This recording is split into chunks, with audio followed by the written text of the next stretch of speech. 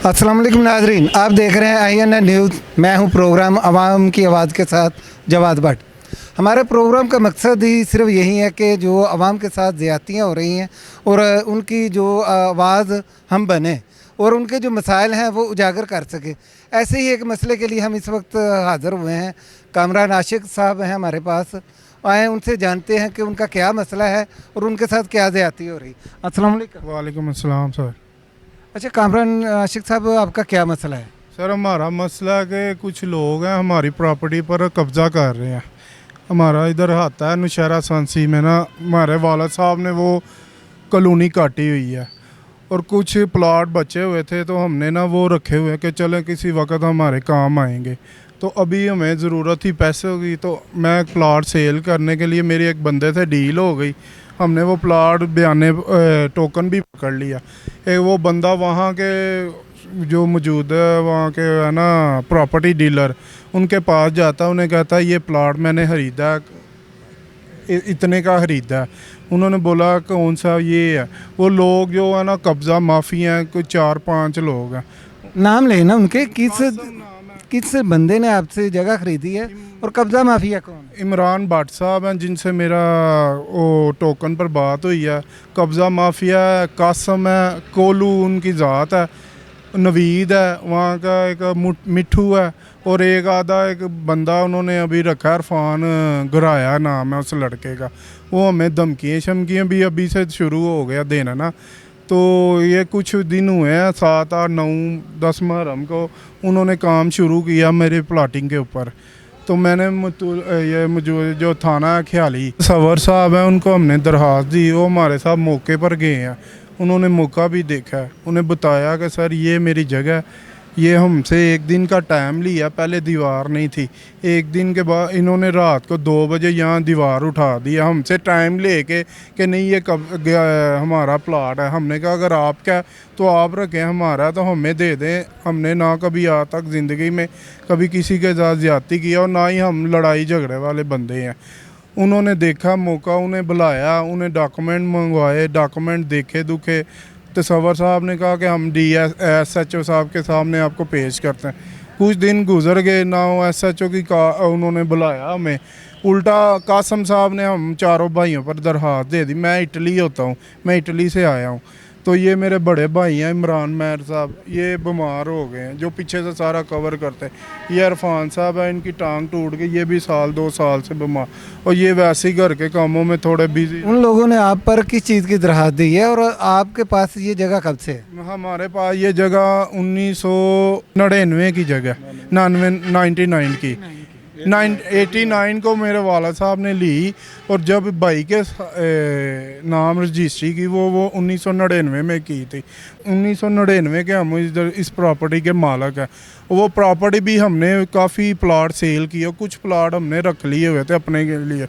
और खैर वो SHO साहब ने हमें कॉल क्यों नहीं की, उन्होंने कासम साहब ने हमारे ऊपर दरख्वास्त कर दी। फिर वो तफ्तीशी हो गए राना अब्दुल रज़ाक साहब, उन्होंने हमें कॉल की इधर आओ। हम गए हैं SHO के साथ, उसी टाइम हमारी मुलाकात करवा दी। वो दूसरी पार्टी भी थी साथ। उन्होंने मौक़िफ़ देखा, डॉक्यूमेंट देखे और देख के कहते हैं आप ना कानून की तरफ उधर अदालत की तरफ रुजू कर दें। हमने कहा सर ठीक है।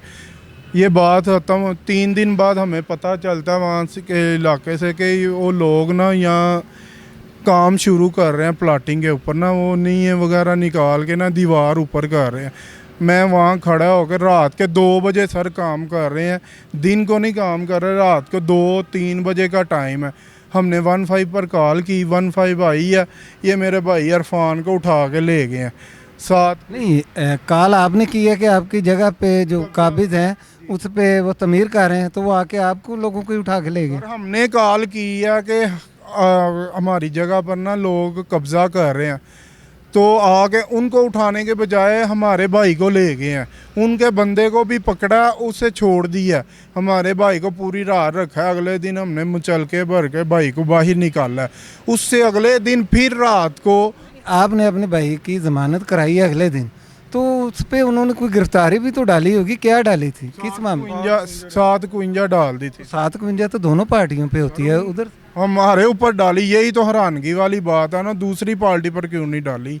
दूसरी पार्टी का बंदा किधर है किधर नहीं हमें तो नहीं पता। सर वो थोड़ी देर दूर जाकर वो अपने सर थोड़ी देर दूर जाकर अपने वो उस आदमी दूसरी पार्टी के आदमी को उतार देते थे और हमारे आदमी को लेके जेल के अंदर थाने के अंदर बंद कर देते थे। की है मैंने की है कॉल, मैंने कहा सर ये लोग फिर काम कर रहे हैं, ये टाइम है रात 9 बजे का।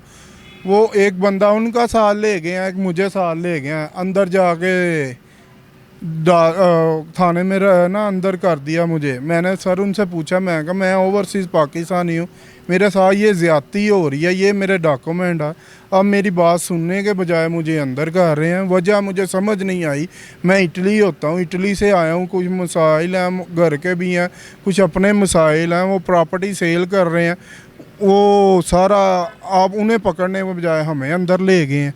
ये सारा मामला हुआ है। फिर एसएचओ साहब से बात हुई है, एसएचओ को कॉल कर रहे हैं, एसएचओ साहब ने कहा इन्हें अंदर कर दो जी। फिर कुछ देर बाद मैं बाहर आ गया हूँ, एसएचओ साहब ने हमें 10 मुहर्रम को बुलाया है, गए हैं हम, दूसरी पार्टी भी आई है।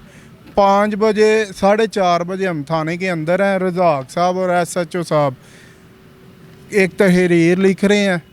रज़ाक साहब को, अब एएसआई रज़ाक साहब जो तफ्तीशी हैं, एक तहरीर लिख रहे हैं। तहरीर नहीं उनसे लिखी जा रही, मैं उन्हें बता रहा हूँ सर आप काम रोकें, इस बात के गवाह हैं काशिफ मेहर साहब, इधर असद कॉलोनी में होते हैं। इस बात उन्होंने हमने बोला कि आप उधर काम, तो उन्हें कहें मना करें। वो दूसरी कासम, नवीद और मिठू भी आया हुआ है, उधर ही बैठा हुआ है। एएसआई साहब को भी हम कह रहे हैं और एसएचओ साहब को भी कह रहे हैं सर हमारी बात भी, उन्हें तहरीर भी लिखवाएं, बहरहाल उधर काम तो मना करें ना। अच्छा करते हैं 5 बजे उन्होंने तहरीर लिखनी शुरू की है। लिखें कहें ये लाइन नहीं ठीक है, राना साहब लिखें, अब्दुल रज़ाक साहब एसएचओ साहब को दिखाएं, वो कहते हैं नहीं ये लाइन ऐसे नहीं, ऐसे करो, ये सफ़ा फाड़ दो। 5 दफ़ा उन्होंने ऐसे किया है, 5-6 दफ़ा। रात के 8 बज गए हैं, मुझे बार बार कॉलें आ रही हैं वहाँ से कि लेंटर शुरू हो गया, सब कुछ हो रहा है। जब लेंटर मुकम्मल हो, आपके कहने का मतलब ये है कि उन्होंने तखीर की तहरीर के बहाने, और उधर लेंटर जो था उनका कब्जा मुकम्मल हो गया। उनका तो उसके बाद आपने कोई कानूनी दरवाज़ा खटखटाया? मुझे ना एसएचओ साहब ने हमें 5 दिन का टाइम दिया वहाँ बैठ के। जब लेंटर, मैं कहा सर, मैंने फिर उधर थाने में मैं कहा सर छोड़ें, आपसे तहरीर नहीं लिखी जा रही, 3 घंटे में मुझे दे 2 लाइनें लिखनी है, मैं लिख देता हूँ। नहीं आपका काम हो रहा। मैं कहा ऐसे क्या काम हो रहा जो 2 लाइनें आपसे नहीं लिखी जा रही?